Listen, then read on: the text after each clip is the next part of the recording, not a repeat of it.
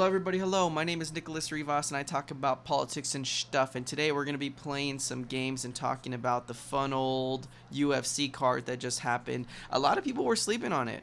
A lot of people walked in, myself included, like, who cares? I don't want to really watch this. But it was really worth it, and it was really fun. I think, for one, I didn't watch the entire card, but the last three fights really held it up. I'm not the biggest Derek Lewis fan. I think he's fun. Um, but his fight with God, I cannot even remember his name now. The Russian guy, he did pretty good on, I think, handling his own. I think with the Derek Lewis Texas curse. Um, I think it's very easy to kind of worry about Derek, but I think that was just a bad stoppage. I don't think he wasn't doing that great either, but I can't see a world where Derek Lewis is completely out. Like I think we got a few good fights from him, but I'm not seeing a champion run anytime soon, which is sad, because I mean he beat Ngannou, so I mean I just it's a hard place to be in as Derek Lewis, especially when you have Siokhan and then you have Tai Tuivasa. Like you're in a tough spot with these like really big names, and he's still fun and he's a card pleaser. People love him, but it's just hard to see. But ignoring, of course, the fights before and the prelims, because I really wanted to jump into Kai Kara-France versus Brandon motherfucking Moreno. That was my shit. I was so hyped. That was my main card. I mean, as much as I love Juliana Pena and Amanda Nunes, that fight was incredible. To see them go at it, like I knew it was gonna be a banger. I knew they were gonna kill each other. Come on, like it's Brandon Moreno and Kai Kara-France, the two hardest guys in that division.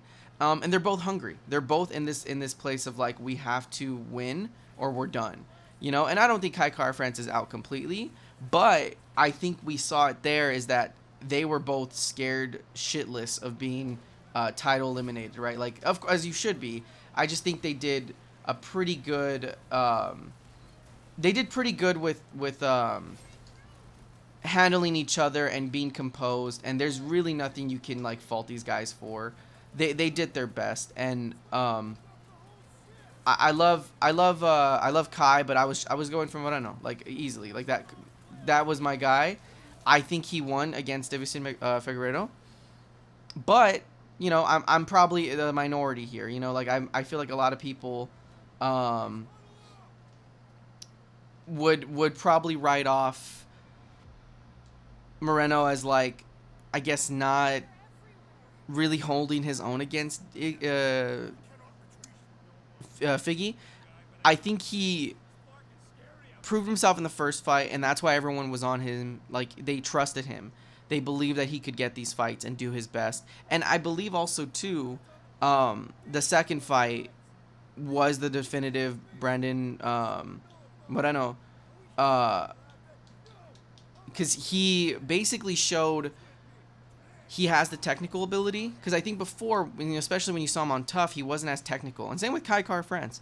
But now that he's here, and now that he had that taste, I saw a lot of Figgy. I saw, because as much as I shit on Figueiredo, he's a technical beast, and he knows what he's doing, and he can just basically change a fight to how he wants it. Um,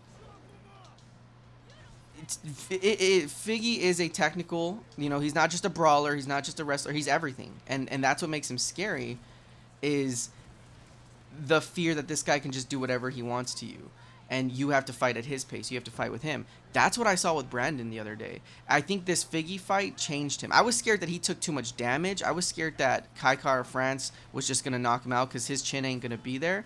Completely wrong.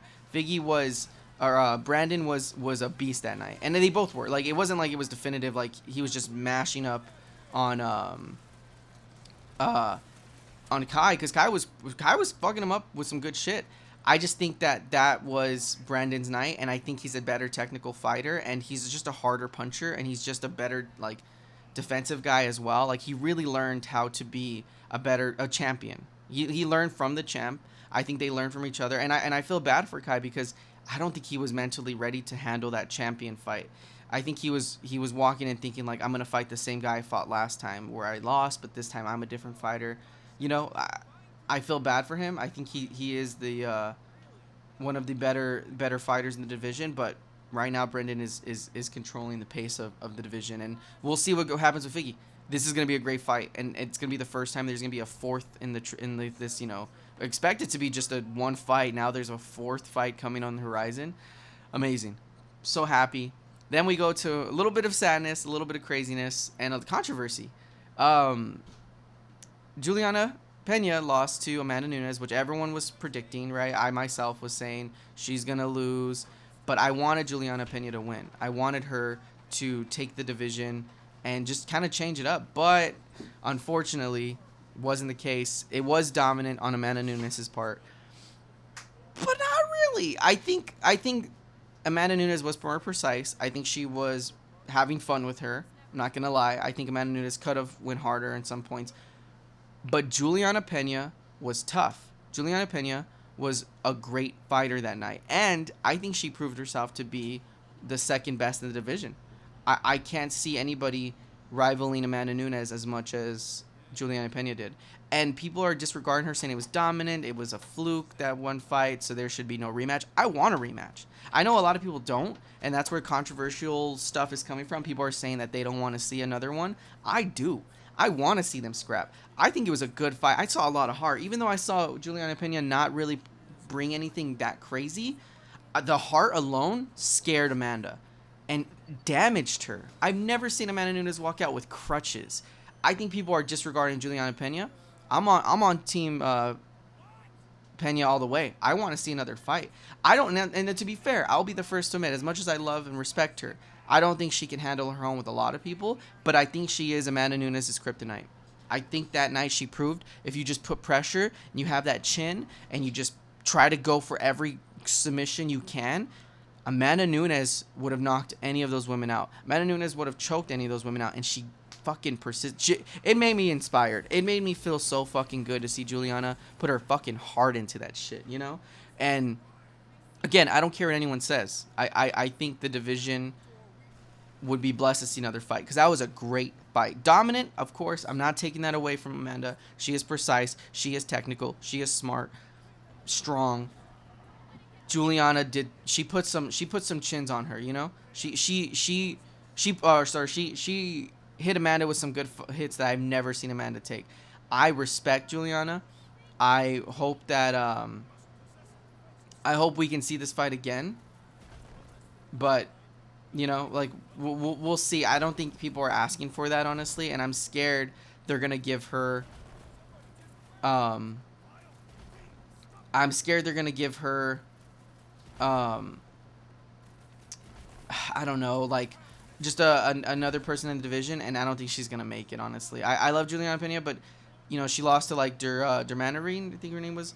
I can't see a world where she continues to win like that. Like Amanda, she just had this weird style that like Amanda couldn't compromise, but I respect the fuck out of her. I think she did good.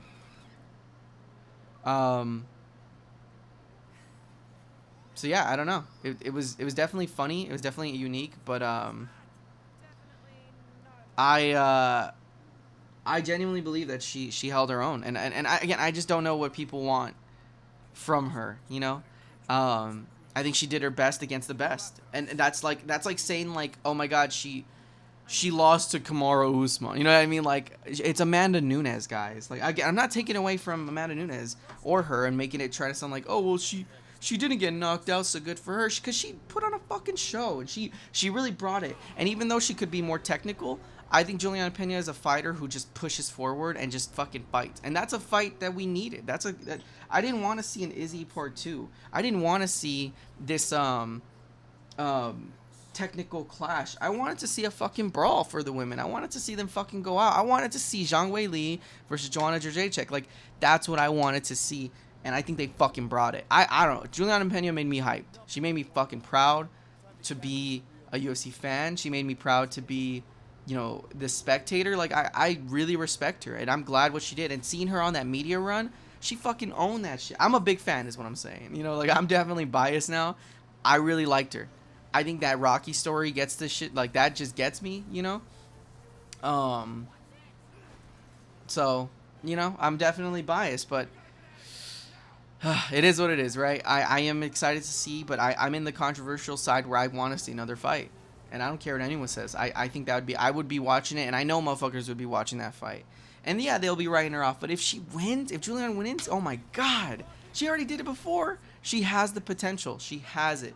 I know that fight should be the definitive, this is it, but I didn't feel that definitive. I felt like if Juliana Pena just cleaned up her technical abilities, you would see a different fighter.